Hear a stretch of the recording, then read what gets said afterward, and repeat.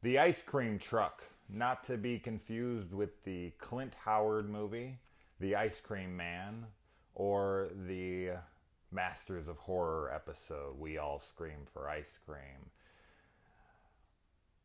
I will say right off the bat that this definitely has some horror in it for sure. The ice cream truck man is killing people, and it's done in a horror way for sure. So there is some horror in this, but honestly, first, as I said, is the title of this is pretty misleading because this movie is primarily about a woman named Mary who moves to a brand new town, in suburbia, and she is waiting for her husband and her two kids to get there, and she's just basically trying to get along while she's waiting for her family to arrive. Her neighbors come and greet her. They're these typical, bitchy, nosy, older ladies, busybodies, nothing better to do. And while she is invited to a party for one of their son's graduations, she meets a boy who's about 18 that she starts to have an attraction to that she knows is wrong, but continues to keep egging it on a little bit more than she should. And that really is the main focus of the film. So there's a decent amount of drama. Now, I don't want that to seem like this is some, sappy love story drama, because it's not. The overall tone of the film is definitely eerie. The film is shot to be like a horror movie, but as I said, there is a ton of drama in it, and the ice cream truck and the ice cream man are very secondary to the main plot.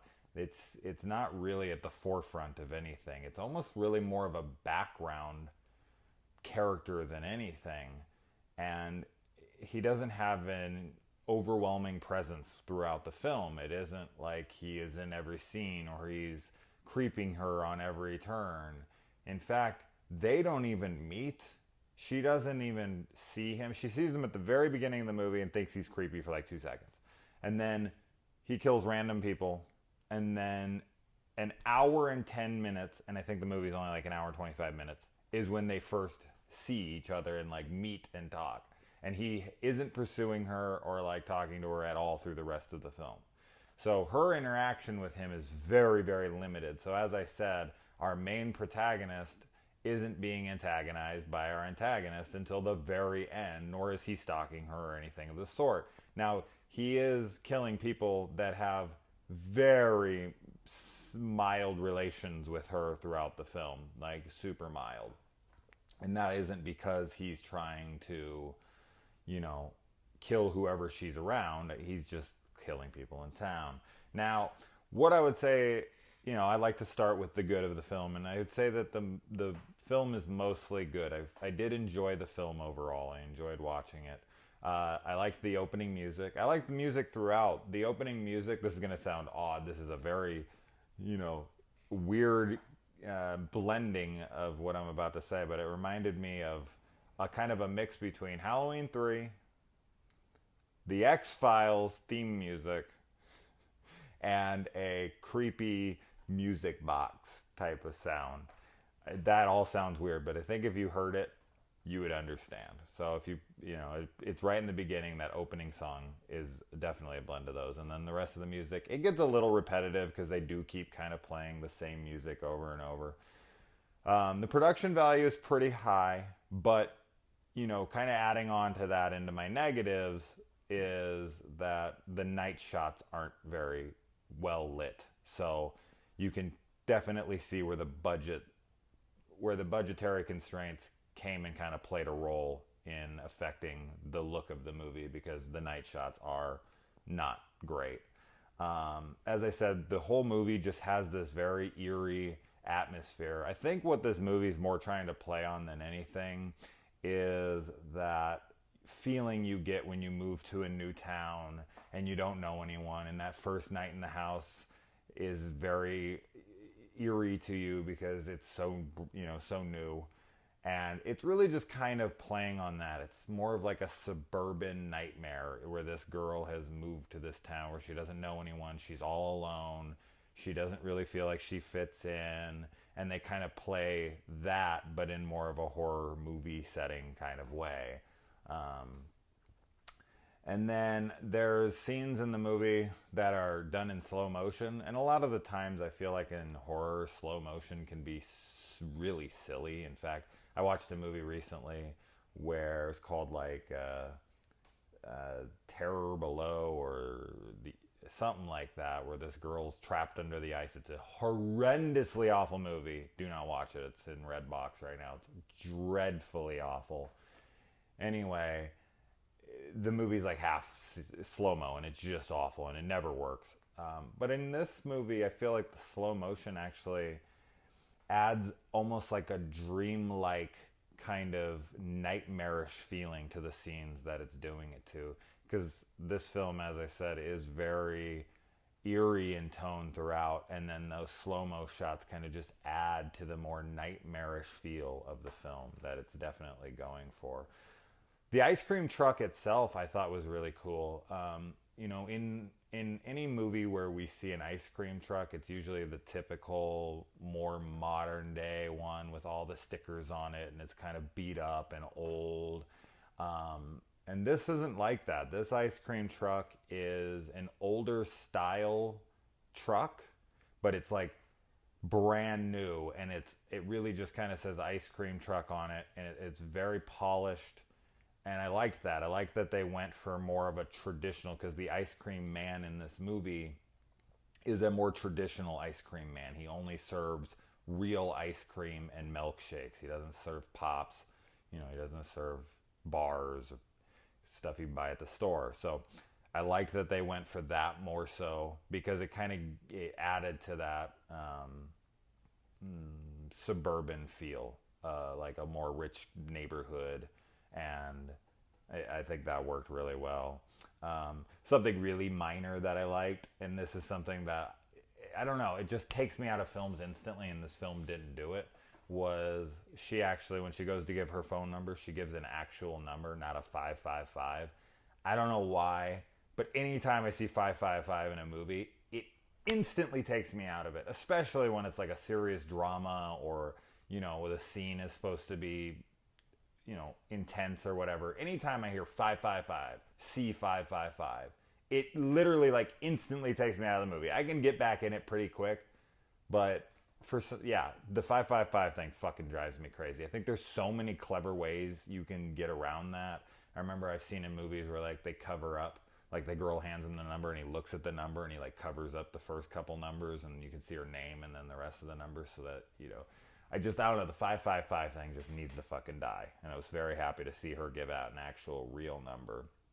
And I also liked that this is a older lady. I mean, she's not older, like old. She's like 36 or something. Like, she's young. But in this, comparatively to the other character, he's 18 and she's like a 36-year-old married woman. I liked that it was a woman having, a possible affair with a younger guy. I mean, there's kind of a double standard with that in film, where the guy is into a girl who's 10, 20 years younger than him and no one cares, and then it happens on the other side and people seem to give a shit. So that's awesome that they did that. Now, as far as like, the bad of this movie, actually first I'd like to say real quick that Mary's played by this woman named Deanna Russo, and I thought she carried the film super well.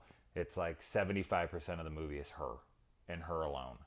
And I think that, she really carried it well. Her performance throughout was compelling. And I thought that she did a really good job. And then Jeff Daniel Phillips also makes an appearance in this. He's a guy that works with Rob Zombie all the time. He plays the creepy mover who brings stuff into her house and is super, super fucking creepy. So I liked him. So now on to the negatives, as I said.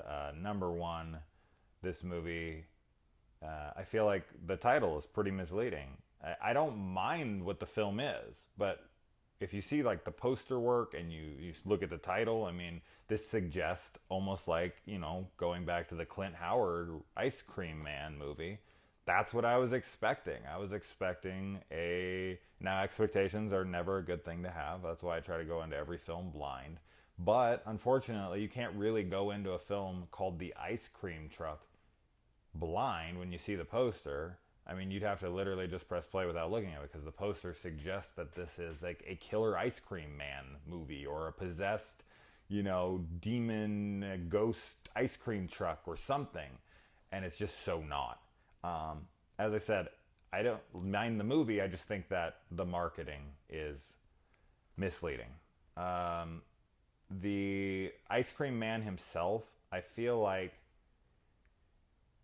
the guy who's playing him is trying to be a little too creepy. He's not like overacting. In fact, I feel like he's underacting. Like he's trying to be creepy, but it's just not working. I don't feel like his performance is all that creepy. I feel like, I don't know if it's the actor or the director not getting him to be creepy or whatever, but something about the Ice Cream Man just wasn't menacing for me in the slightest. I feel like he could have, if he would have been too goofy and over the top, it wouldn't have fit the tone of the film, because the tone of the film is mostly serious. So he would have had to kind of dial that down a little bit, but honestly, it just kind of came off flat and just kind of monotone dialogue, and I don't know, it just didn't work for me personally. So, and then all the kills are done off screen, so no real gore except for at the very, very end. And then the blood looks so fake. Oh my god, so fake. Like red water. It's so bad. I was like, whoa, I haven't seen bad blood like that in a film like this in a long time. There's such little stupid things in the movie. I'm not gonna nitpick. I liked the story though. I liked that they played on, as I said earlier, I like that they played on the whole new to the neighborhood, woman's alone at night, and then also threw this kind of romance thing in there with a young kid. I just wish that the ice cream truck, the ice cream man, would have been more present. So I definitely enjoyed the movie. And I think that if you keep your expectations in check and don't expect the ice cream man to be this murderous killer, he only kills like 3 poor people in the movie, then you might enjoy it. Now I'm going to talk about spoilers really quick. So if you have seen the movie, or if you don't care, you can listen from here on. So just really quick thing that I have to talk about: the ending of this movie. What the fuck were they doing with the ending of this movie? All of a sudden, at the end of this movie, it takes it all away? She just imagines it all? The couple of the characters that he kills are just walking by her house. The neighbors don't notice that anyone's dead. No one clearly died. What the fuck happened? What are they suggesting? I was so thrown. When she was walking away after she killed the ice cream man, I was actually stoked because she killed him. She didn't run away, She got the killer on the floor and she fucking killed him. That's like the greatest thing ever when somebody does that. I hate in horror movies, and Halloween's my favorite horror movie ever made.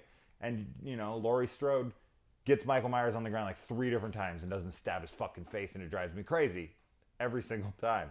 And in this movie, she gets the killer on the ground and she fucking kills him instantly. And I was like, sweet. And she was walking away covered in blood. And I'm thinking, sweet. I thought, it fades to black. And I'm like, credits, awesome.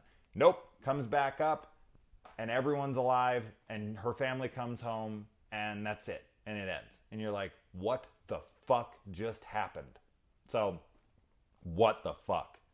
Anyway, I just had to bitch about that because wow. So